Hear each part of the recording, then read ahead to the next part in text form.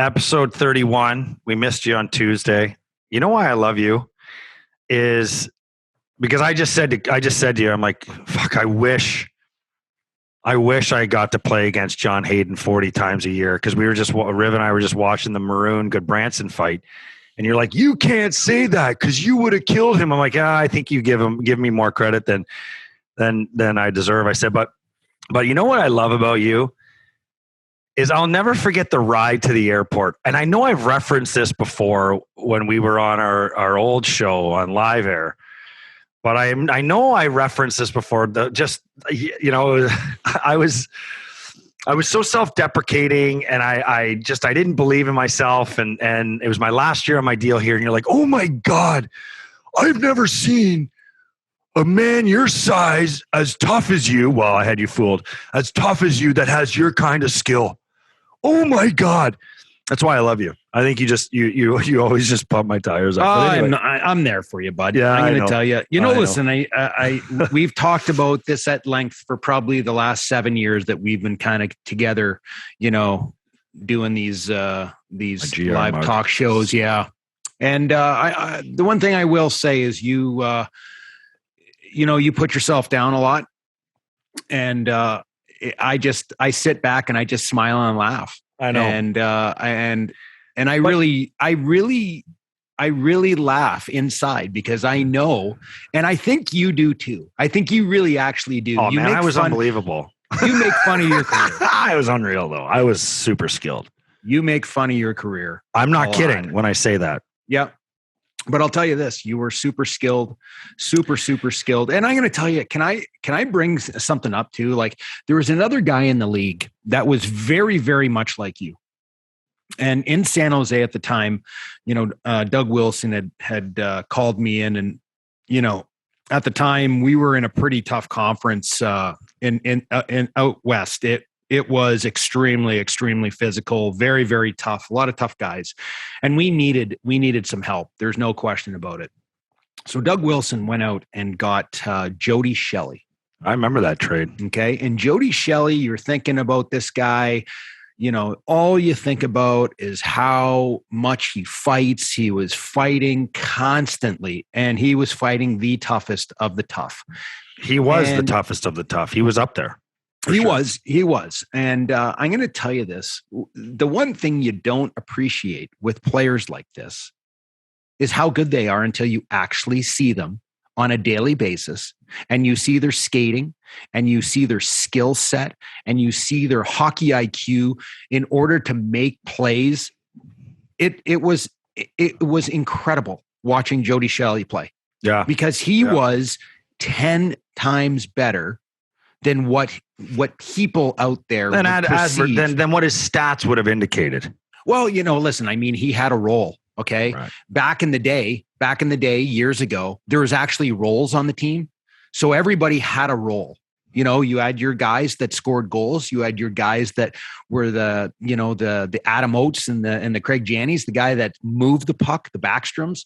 There's guys that were penalty killers. There's guys that were physical, energy guys that just knew exactly when the pulse needed to be pushed, because their team needed life. So those guys would go out and show their stuff. There was guys that were insanely tough, guys that were, the policemen, the enforcers, guys that made the top players on every single team feel comfortable about what they were doing on the ice.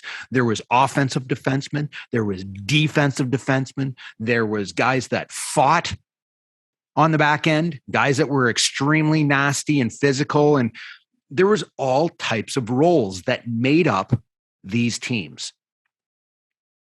Nowadays, I mean, holy smokes. I mean, there's no difference between, your first line and your fourth line on some of these. I shouldn't say that. Yeah, people are rolling. Well, sure. No, but you're not that far off. There's not defined roles. There's no more defined roles in hockey. And I think it's too bad, because I think, with what I watched last night with the Sabres, especially in the first period, thank God that they least showed up for the second and third. Yeah, I'm going to tell you this. I gave them 5-10 minutes. I said, I'll give this team half a period and I'm shutting it off, because what I watched in the first period was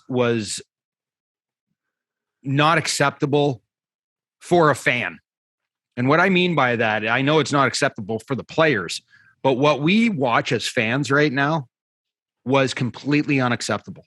I mean, the execution, the desire, I mean, it was non-existent. You texted me at 7:28. Are you watching? I was like, yeah, I'm watching. Then you said, this is unwatchable. And I said, unwatchable is the best word you could use. And then you go, I'm tweeting. I love when you hit the fucking Twitter rim. I love when you go to Twitter. Because I don't go to Twitter very often. You don't go to Twitter very often. You went to Twitter last year and you got a little pee-pee slap from our boss at the time. Now you can go to Twitter as much. Remember that? You're like, yeah, no pee-pee slap anymore. Careful what you say about our boys. But you wrote, I know there's a snowstorm. This is at 7:37. Okay. 7 o'clock puck drop. So like 7:08. So this is about 25 minutes into the game, about halfway through the first period, maybe a little bit more. I know there's a snowstorm, exclamation. I know there's players out that tested positive for COVID, exclamation. And then in all capitals, but this is unwatchable. Unwatchable. Am I wrong? No, you're 100%. Did you read some of the comments? I mean, God, it's like, someone writes in, don't worry, guys, they're learning. Someone writes, there's like 10 dudes out there that won't even be on the Sabres roster in April. JR, who doesn't tweet to many or tweet often and only comes on our show, is exclusive to us, by the way, says, welcome to Pro Hockey Ribs. And I just sit and I think like, oh my God. And then they came out, they played all right in the second and third.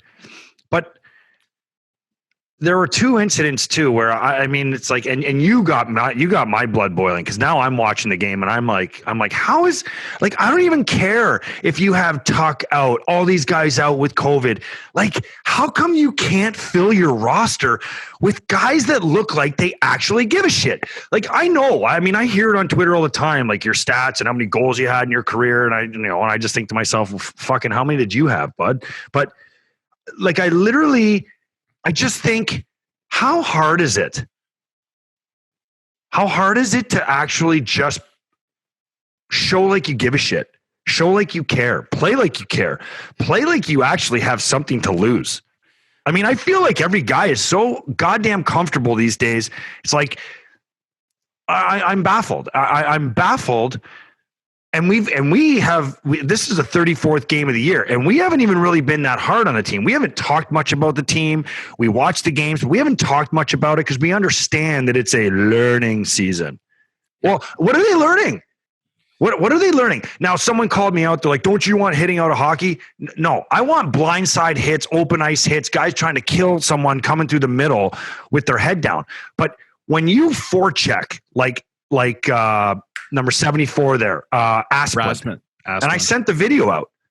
And I said this video it's a depiction of the way they played. It's the whole team. That's not fair to guys like Dylan Cousins, guys like Tuck when he's in the lineup, guys, that try. But when you have John Hayden, okay, and I tweeted a video out and yeah, I got a little animated in it, but that's the whole point of the video.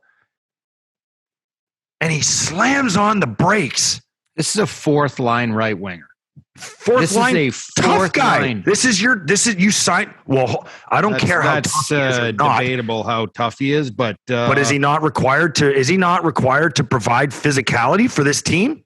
Energy? Well, that would be a defined role, yes, because he's not out there to score goddamn goals. I'll tell you that. He's out there to add physicality. He's out there to add energy. He's out there to make the right plays, put pucks deep and skate hard, skate with some aggression.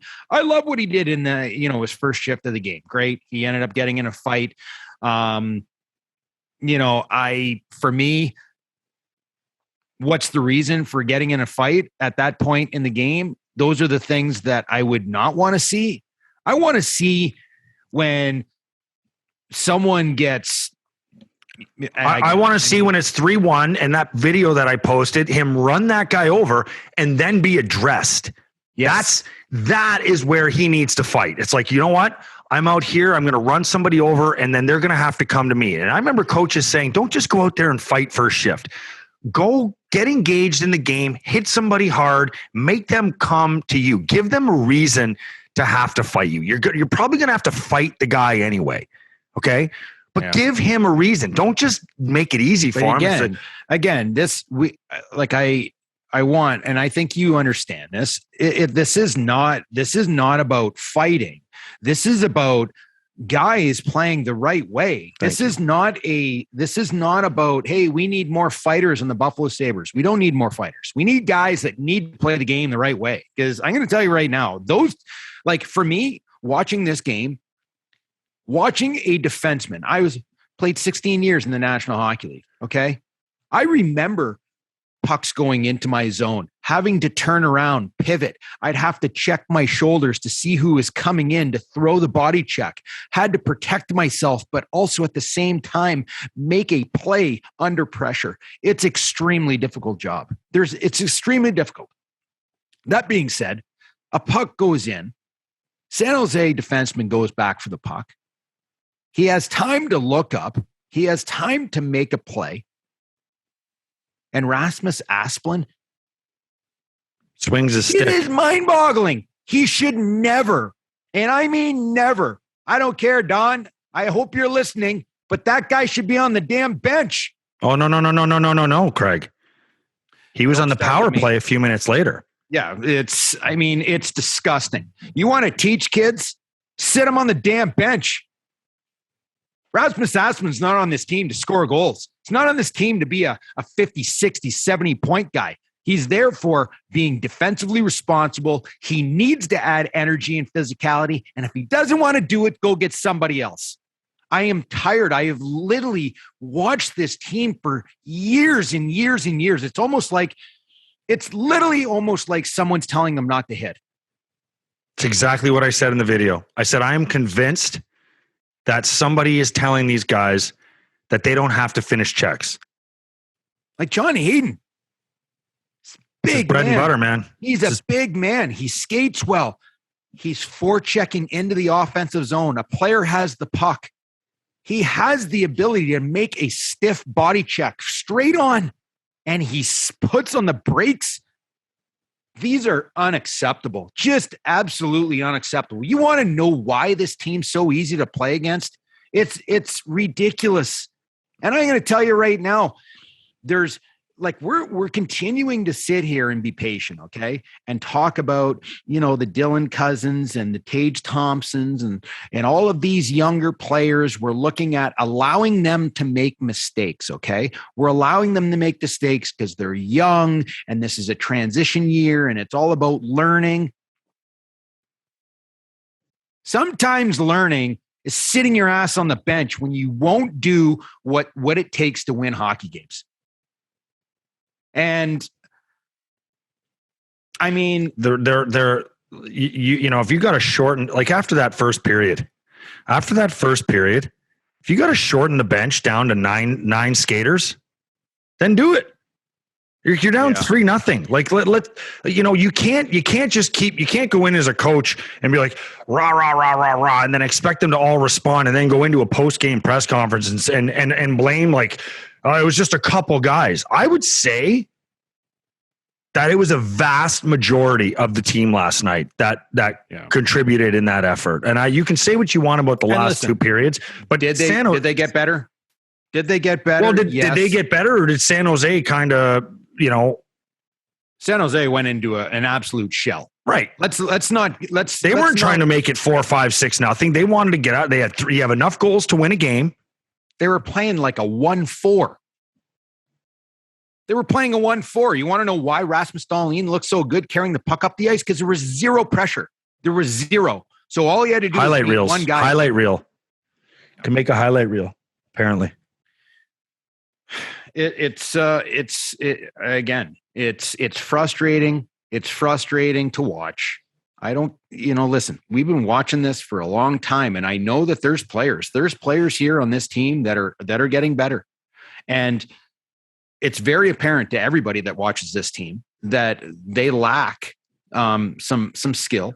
Okay. They lack some skill, but I'm going to tell you this, there's guys that are on the up and coming. And that's why, I tend to not say very much. Okay. I'm not on Twitter ripping on the team because they're losing games. They're one of the top 5 worst teams in the National Hockey League again for like what is this, 7th, 8th year?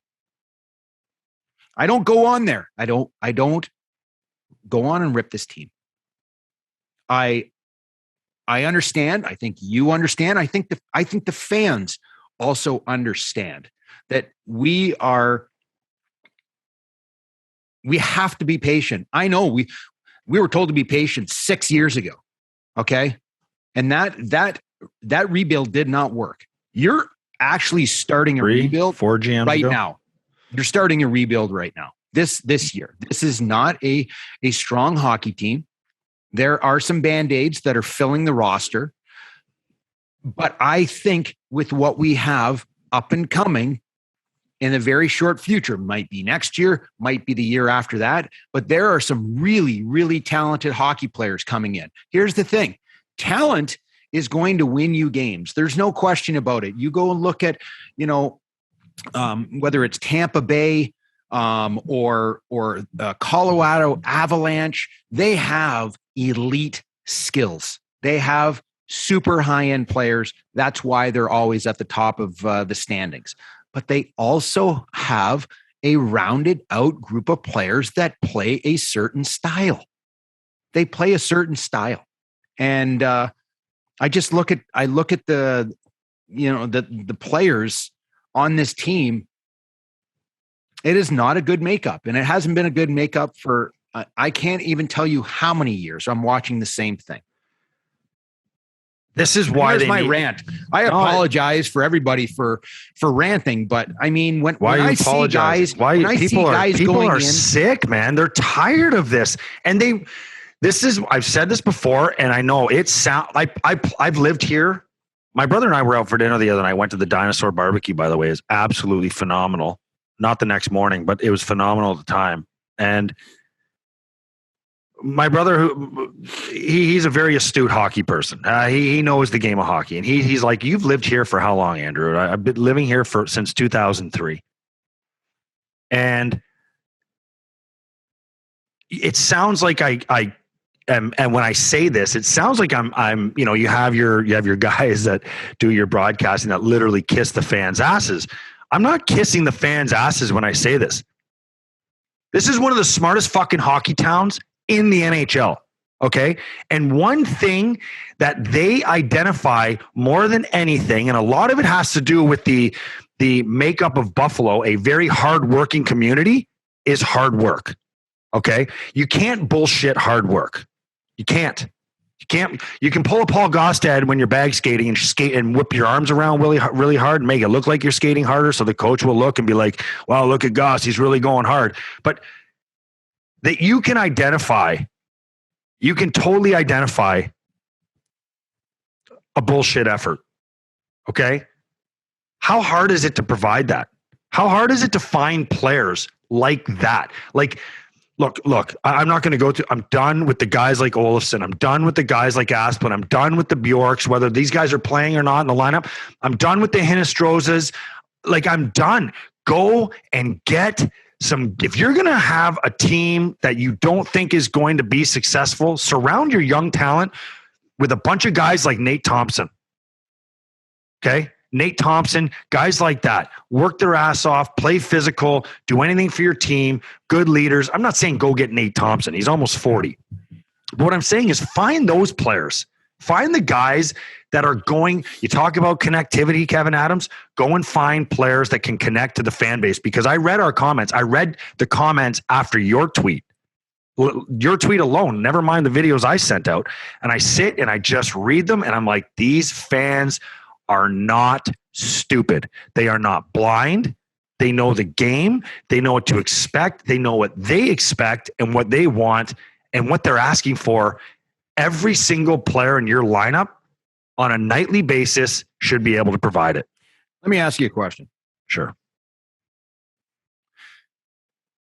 When you watch the Sabres games, do you watch solely the Sabres from start to finish? Or do you watch, like for me, I'll tell you what I do.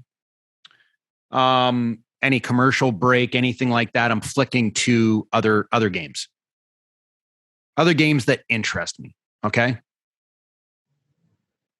When you sit there and we talk about, and I'm going to tell you right now, you sent out 2 clips yesterday. 2 clips, and all they were is about finishing a body check. I'm not asking for them to hurt anybody. For people out there, you're saying, well, it's just a body check. It's just one body check. Well, here's the thing. I'm going to describe to you what I talked about 10 minutes ago about a defenseman like myself who played in the National Hockey League for a long time. When pucks went in and I had to turn around and sprint back, checking my shoulders, knowing that I'm going to get hit, okay? When I go back and I make that play and I do not get hit, that goes into my memory bank, okay? Because the next shift, or even the shift that I was on, the puck might go out of our zone. It might regroup. It might go back into my zone again. I've got to go back. I've got to check my options. I'm computing what I'm going to do. The play is made, and then I protect myself because normally you get hit. But if I don't get hit a second time, what happens the third time that I go back? I'm going back. I know I have more time because I know I'm not going to get hit. So I'm now making better plays, sharper plays, and the execution is there. I look at this kid from San Jose that goes in and he's computing this exact same thing as what I would have done when I played. Okay. Rasmus Asplund goes in, and I mean, I can't even imagine when you look at the video how to explain that. I would love to know the answer of what Rasmus Asplund is thinking in this. I want to know what Don Granato says to him. Nothing. He doesn't say anything. You want to know why? Because it's been happening all year. It's been happening for, I mean, a really long time here. Really long time. I'm not asking players to put themselves out of position, but there's things that you do so you scramble the computers of the players that you're playing against. When the puck goes in, you don't have to go and kill a player, but there has to be a stiff body check after that player makes a play, or hopefully he doesn't even have the time to make a play because he knows he has to protect himself because there's going to be someone come in. I mean, you're giving other teams opportunity to have more confidence, more poise, and composure with the puck because they know there's no hitting, there's no aggression to the game. I'm not asking guys to fight. I'm not asking guys to run people through the board so they get suspended for 3 games for a headshot. I'm asking players to play the game properly. And if you don't want to play the game properly and wear teams down, wear them down mentally, wear them down physically. If you can't do that, you should not be in the lineup. So we both played for Lindy, and like I have my beefs with Lindy. But what I do know is that whether it's Max Afinogenov, Danny Briere, he was very clear in his message. Was he not? Yes, very clear. I mean, that's why he might have brought that into the room in between periods and put it on the video. He might have put that on the big screen in the room and been like, "This is unacceptable. You want to win hockey games in this league? We're not going to do it like this."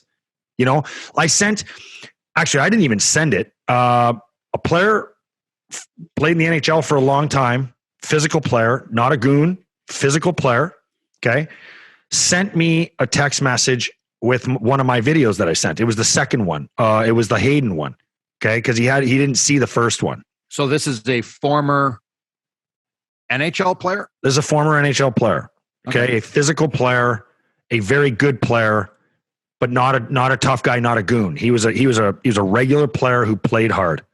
Sent me my own video to me and said, you want to know what he said? I'll read it to you. He said, basically, like, talked about identity. And he said, hold on, I got to go back here because we had unbelievable. I wish I could read this conversation. Hold on, no, that's that's the wrong guy. That's some really soft hockey right there. Zero identity. These guys need to get blown up in a video session. Their compete level and care, and their care factor challenged. You know, like, simple as that. I mean, he had some more harsher words, but like the Asplund one, fucking kid should not even be back on the ice that period.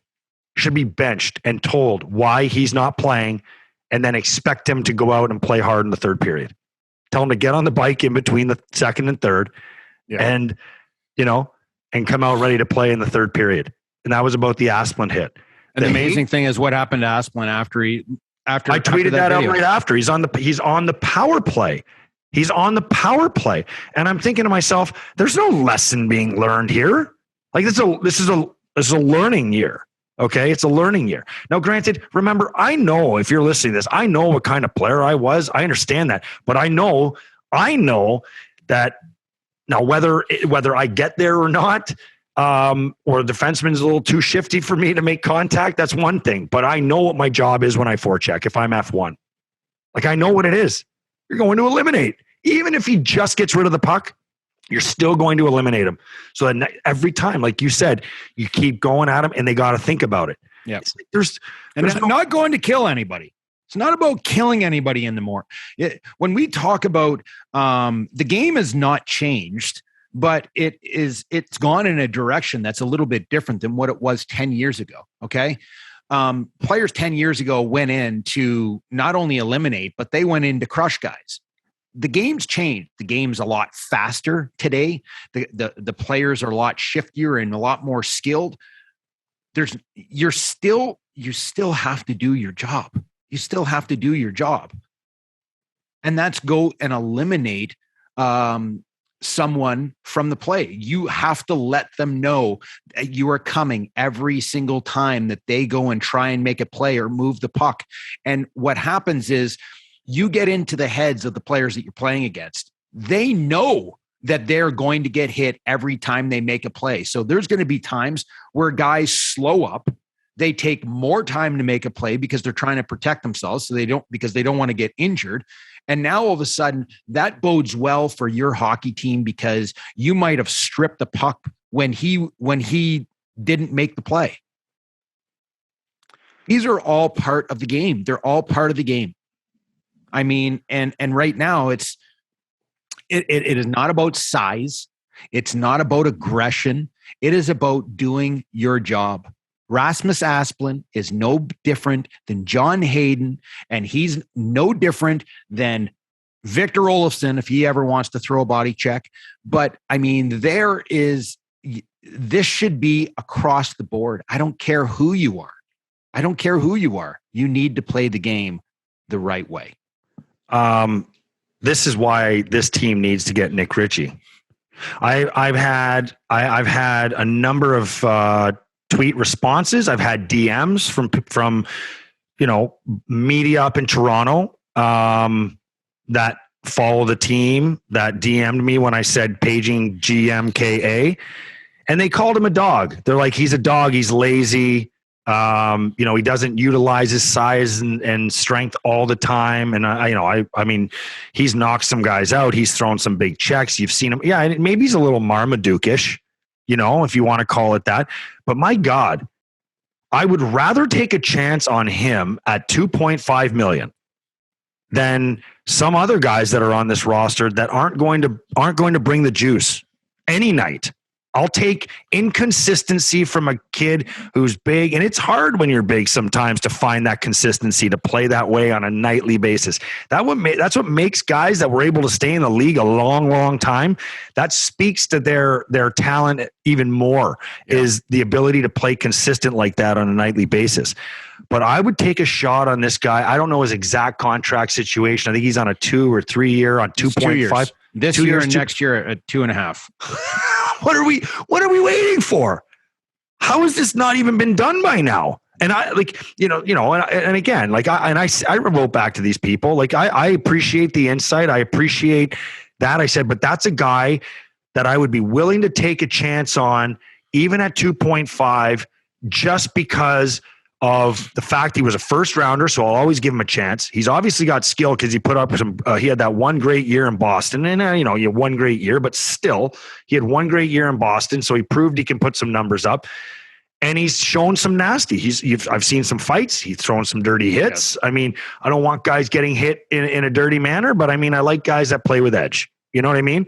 Yes. If he clears waivers, and the Sabres don't take a shot at this guy. He's 26 years old, too. How do you not try and change this player if there are flaws in his game? If there's a conditioning factor, get him in shape. If there's a in between the ears factor, teach him and dumb the game down for him a little bit. But you can't afford, as an organization, to pass on players like this when they're served up on a silver platter. And another guy I heard that's on the market is that Lawson Krause from Arizona.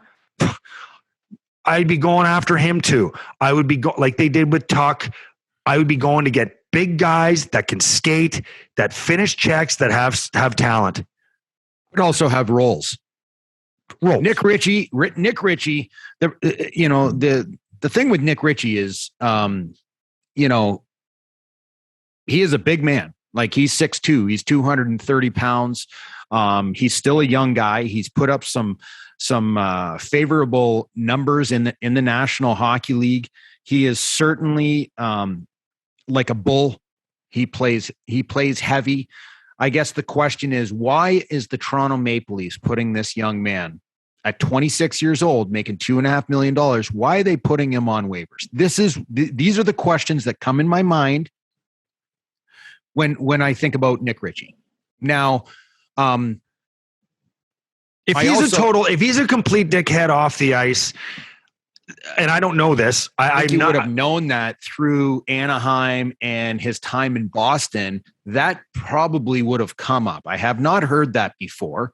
I'm just, is there something that, he is not giving the full what he can give each and every game? Is he a little bit lazy in his play? What I'm asking, I'm just trying to figure out what is I'll tell you what is he lacking? Someone from TSN and I were messaging. I said, "Hey, saw your tweet. You like Richie as a player?" He wrote capital letters, "Dog, always out of shape, waste of time." I said, "Fuck, I hear you." I said, "You're not wrong. Sabres need to get him and try to turn him around. They have nobody like him." I said, "Very soft team in the league for 5 straight years." He said, "Great point. Don Granato could use that." He said, you need more of like a Watson type, that type of player anyway. I said, yeah. I said, every team needs a player like that. I said, I think Cassian is another one I'd go after. I know he's making $4 million or so, but he can play. And that's it. That's it. I mean, that's, we had a longer conversation than I asked him if he wanted to come on the pod, obviously. But I mean, like, another one, lazy, out of shape, not very committed. And I'm just like, look, like that stuff, you never know. Like, if a guy is on his last legs, maybe it's a wake-up call for him. Maybe you can try to convince him and encourage him. And you shouldn't have to try to do that when a guy's making 2.5. I understand that. But some guys might just need that. Some guys might just feel a little bit of entitlement. Some guys, it might have been handed to some guys a little easier than others, and they might not understand how hard they really have to work to not just get to the league, but stay in the league. And this is a guy that I would absolutely take a shot on. If he's not an off-ice problem, which you already alluded to, we've never heard that. And normally you'd hear that. And if a guy says dog, always out of shape, I mean, I can still work with that. I could still work with that as a player. He was a 10th overall pick. Out of Peterborough, right? He just turned 26. His birthday was December 5th. So he just turned 26. He is a big man.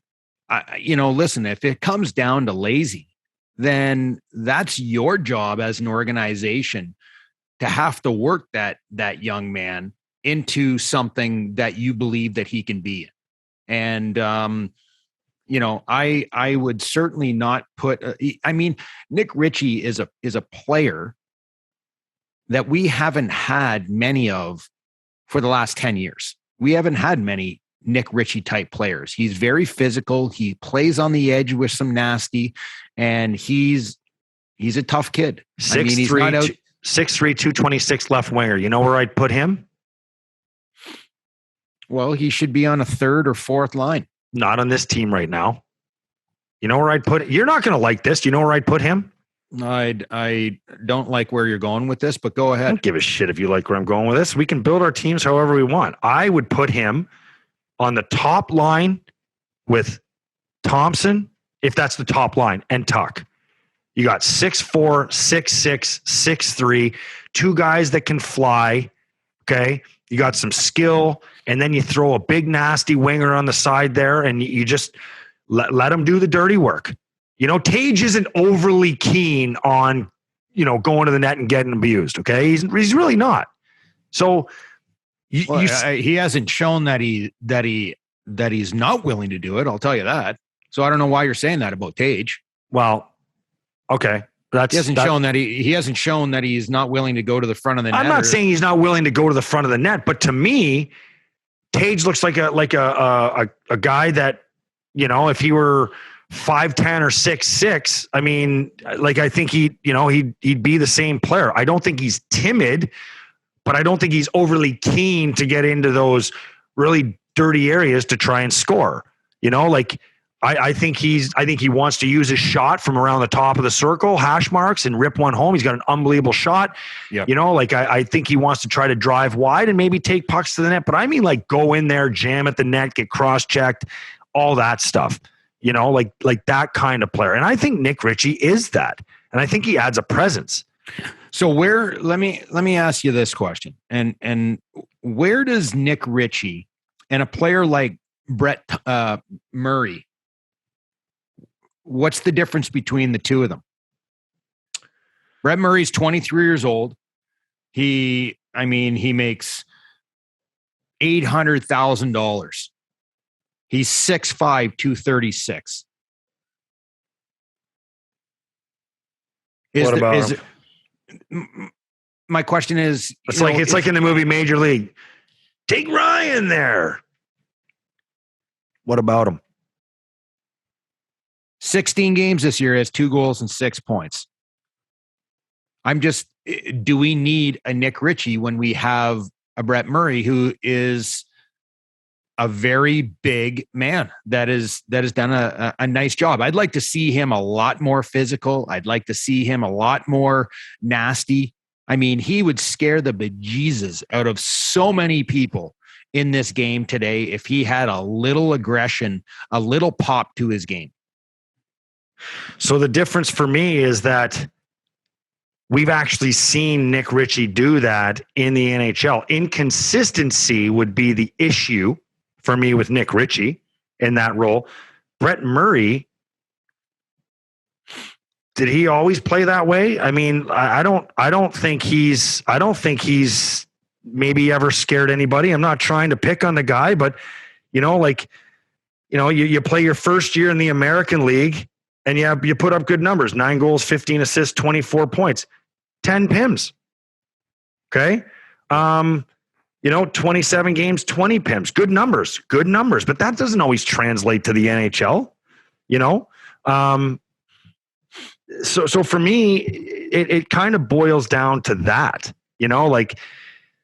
Penn State, 21 games, 1 goal, 5 assists. Like, you're not blowing anyone's socks off with those numbers. I mean, Nick Richie put up unreal numbers in he put up actually unreal numbers in junior. So, I mean, he has that ability to do that. And he scored 15 goals. I just had his stats in front of me, so I don't want anyone to think that I'm like an encyclopedia, but he put up 15 goals last year, 55, 56 games, if I'm not mistaken, because I 56 games, 15 goals, 26 points. Okay, that's not an all-star.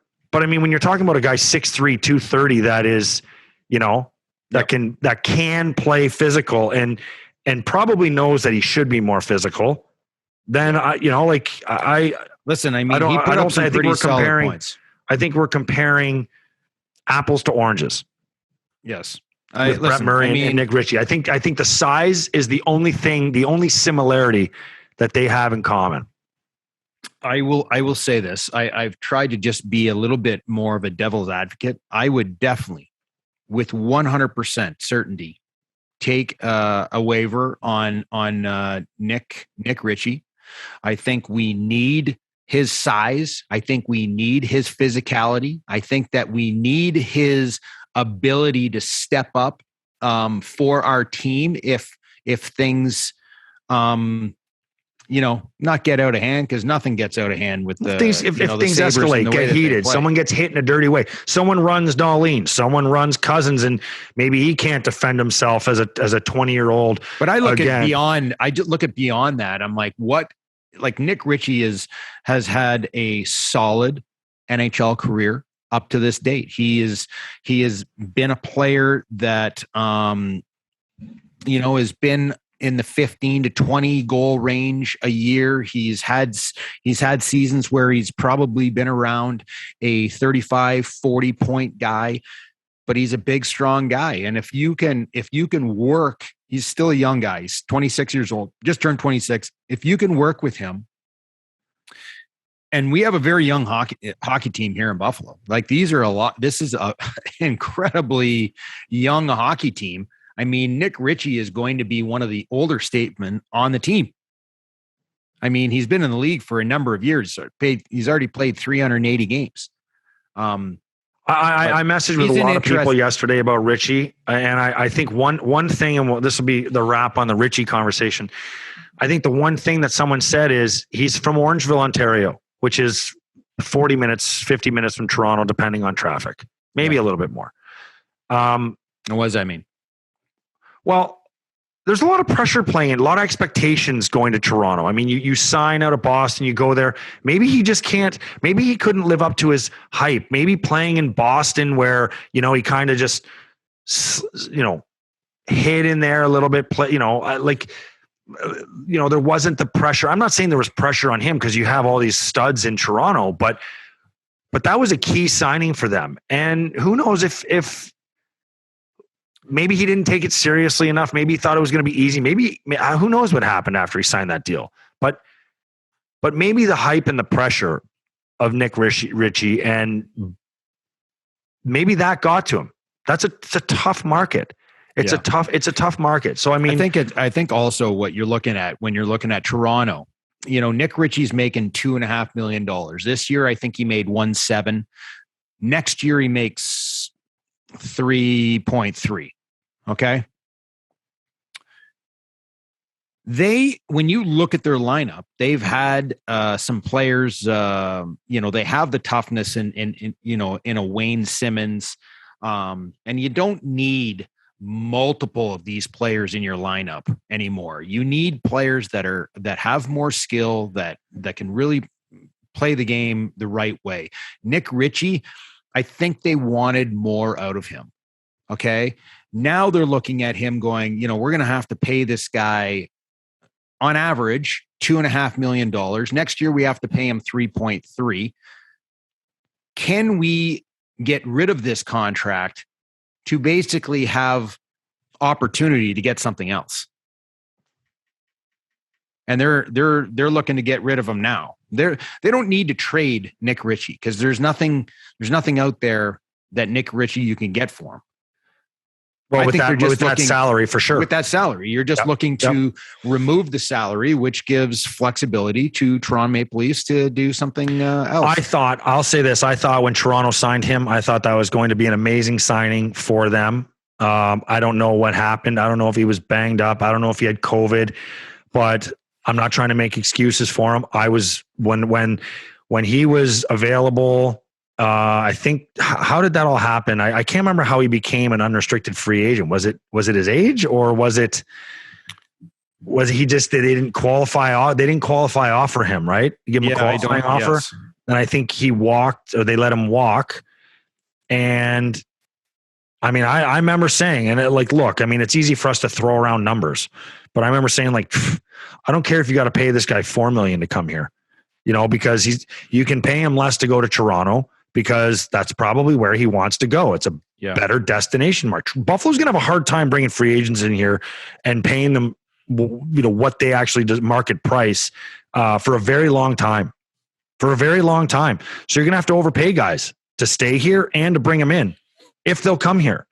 So, and if you get a Nick Richie that is playing on your, let's just say, in between your second, maybe your third line, you're paying him $2.5 million salary cap hit. Is that overpaying a guy? He's 26 years old. I mean, he has potential. Yeah, and I think he does have potential. I would really pay for that upside, and that's what my response was. He's also giving you a certain type of player, which we do not have a lot of. Every team will know that Nick Richie's in the lineup, and maybe he's like a Steve Bernier, Big Bear. Don't wake him. Let him sleep, But if you woke him up, and if he woke up and came out of hibernation, you have something there. There's something there, and Work with him. No, I think it's interesting. I think this team desperately needs it. You wanted to talk about the Frederick hit on Kirill Kaprizov.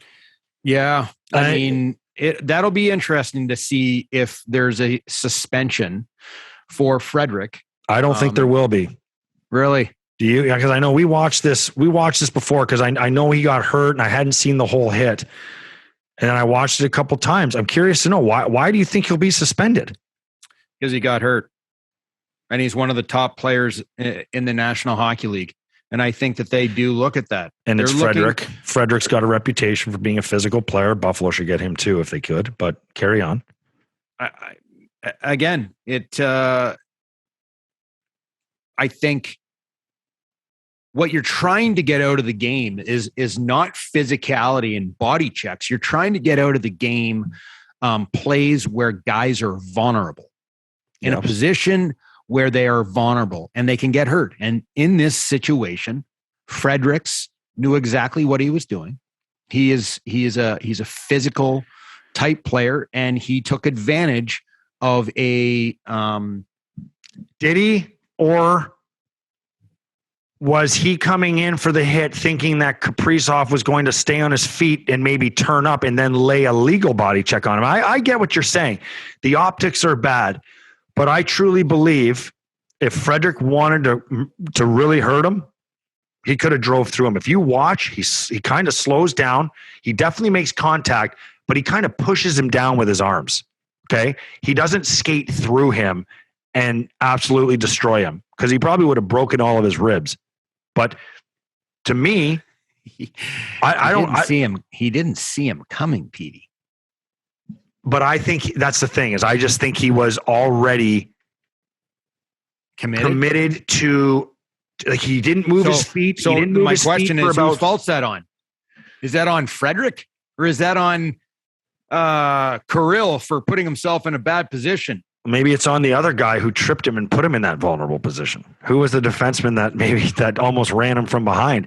I mean, Kaprizov looks like he tried to do everything he could to maybe stay on his feet there too, And I don't know, like, the game is so fast, man. The game is so fast. Sometimes you look at a guy and you're like, okay, he's going to get up in time, and I'm going to be able to lay the body on him. And if he was standing straight up, Frederick would have hurt him bad. That would have been maybe a suspendable hit. Listen, he did hurt him. And it was a body check that did not need to be given, because he was in a vulnerable position. Therefore, I think that you're going to hear some you're going to hear from, the NHL disciplinary people on this one. You know what I did hear last night? Someone sent me a nice little tweet saying, hey, at the Instigator 76, greasy sweater sighting at the game tonight. There was a Peters jersey at the game last night. Unfortunately, it was the Slug jersey, but still a Peters jersey. And I sent out a little, hey, and I mean this, because I had Mario Lemieux jerseys growing up. Like, that was my guy. I don't remember having many NHL jerseys, but I know that I had a Lemieux jersey, couple of them. Okay. Like, that was my guy. All right. Like, I could emulate him right now, skating, put on a mock turtleneck and go out. I did a whole warm up. I did a whole warm up in the American League where I said to the guys, I'm like, I'm going to do a full Mario Lemieux warm up today. And I want you guys to watch. I'm going to look just like Mario out there, left-handed though. And Palmer, the whole time we were playing in the minors, Palmer is dying laughing. Okay. Cause he knew how much I love Mario. And he's like, PD, man, you look so much like Mario, man, but only left-handed, man. Like, I had like the mock turtleneck and everything. I could get away with the mock turtleneck in the American League because you're the same size, you have the same hair. So Palmer's like, PD, man, you're gonna have an unreal game tonight, man. Imagine you score like 2 goals tonight, man. And then I skate down to the other end because we were playing in Norfolk that night. And I skate down to the end and it was a back-to-back in Norfolk. And Cunny pulls me aside. He goes, hey, you're going to be on the bike. You're not playing. You're not playing tonight. And I was like, no way. I don't know if it was because he watched my warm-up and thought I was thinking I was trying to be Mario or what. But anyway, so I didn't have many jerseys growing up. And I just remember, and I mean what I'm about to say, and I meant this in this tweet. I said, still makes me smile. I said, because when I was a kid, I used to think, how cool would it be to play in the NHL and have somebody actually spend money to buy a shirt with my name and number on it? And I'll never forget the first time I ever saw somebody with my jersey, and it was in 05-06. It was my second year in the league toward the end of the year. And I was a healthy scratch that night. And I went up to the 200 level where my tickets were, and I went and sat with my parents for a little bit. And I remember I saw somebody down in the 100 level, and I was like, is that a friggin' Peters jersey? I couldn't believe it. I almost wanted to go down to the person and just thank them. But I didn't because, I mean, I don't know, my insecurities of people, thinking like, why would you do that? That's embarrassing. When like in reality, I really would have gone down. I should have gone down and said, hey, listen, like I'm a nobody. I'm an absolute nobody. But you have my jersey on, and I couldn't believe it. I couldn't believe it. It was like a real moment. It was a real moment in the NHL for me. And it was my second year in the league. And I couldn't believe it. And then I saw, a few more over the years, not many. I mean, not many. And I think, like, the team only sold blank jerseys back then. They didn't do what they do now and literally make every jersey and throw them up there for people to buy. And, obviously you make more, Cousins and Darlene's and, Tucks now and stuff like that. But the jerseys that people want. Yeah. Right. Right. Dickhead. But for me, I'll never forget that feeling. Because I know what my limited production was in terms of the stat sheet. And I guess people just appreciated my effort when I was on the ice for those few people that bought it. And I thank them if they're listening, but it always meant a lot to me. It still makes me smile to think that whether it's 1, 2, 5, or 10, it's probably not many more than that aren't family, but yeah, it was pretty cool. That's really cool. So there was a Peters sighting last night. I just want to throw that out there. Someone thought it was me too because the guy had a little bit of a beard. Just love when you get like sentimental and just start to throw out all this appreciation and praise. Well, it's like I do. The guy probably lost a bet. No, listen to this, Riv. So I went to there was a flea market / like antique store, big antique store in Orchard Park. It's not there anymore. And I'm walking through one day, and I remember I was going to buy this like vintage, and this is after I retired, and I was looking for stuff to put in my new house I just bought. years and years ago. And I'm walking through and I was going to buy this vintage war sword. Okay. It was like a sword that was worn in like the Civil War. Okay. By some colonel. And it had like, it could have been bullshit, but it was still like, I was going to buy it and like, I was going to buy it. It was super cool. Okay. I didn't buy it. It was like $900, but I was thinking about it. Okay. And that's when I could, make purchases $900 at the time. But anyway, so like random purchases for $900. So I'm walking through and I just go through the sports section and there's a Slug jersey there. There's a Slug jersey and it's folded and it's just the Slug and it was like $3. Okay. And I could see it had a number on it. So I'm like, oh my God, whose shirt is this? Okay. Whatever you do, just please don't be mine. I got to find out the name of the store. It was in Orchard Park. I swear on my kid, and I don't do that ever, that this is a true story. Okay. This is a true story. And I opened up, it was like, I think it was like in a glass thing or maybe it was just on a shelf and I just took it and I unfolded it. I was like, please don't be a Peters. Please don't be a fucking Peters. Please don't be a Peters. And I see the 6. I'm like, please be a Vanek. Please be a Vanek. 7-6. No. I swear to God. Did you buy it? No, I had a couple. It was $3. No, I couldn't justify. Too much? No, it just didn't have nearly the meaning that the sword did. You know what I mean? But anyway, so that's a true story, man. Found my jersey. And I've told that story before on the radio. I found my jersey for like $3, might have even been $7. I can't remember, but it was under 10. Oh, now it's going way up. It started at 3. Now well, I wanted to shame myself by saying 3. You're pricing yourself out now. Yeah, I did. I just gave it a double. I just doubled the price in a minute, but it was under $10. It was $3 or $7. Oh, now it's under $10. Oh my Lord. Yeah. I found it and I was just like, I was so embarrassed. I folded it back up, tucked it back in there, put it behind a few other trinkets and just kind of moved on with my day. But anyway, yeah. So at least somebody thought it was an antique enough to put it in an antique shop. So anyway, what do you think of my hat? Tim Biebs from Tim Hortons. Yeah. That's hot right now, eh? What happens? Like you drive up ask for a coffee and you buy a toque with it? Don't ask me how much I paid for this thing, just for the show, just to wear it on the show. So my coffee this morning and my toque, I paid, or a winter hat, however you want to call it, but it's a toque. I think my whole bill was $27. Looks good though.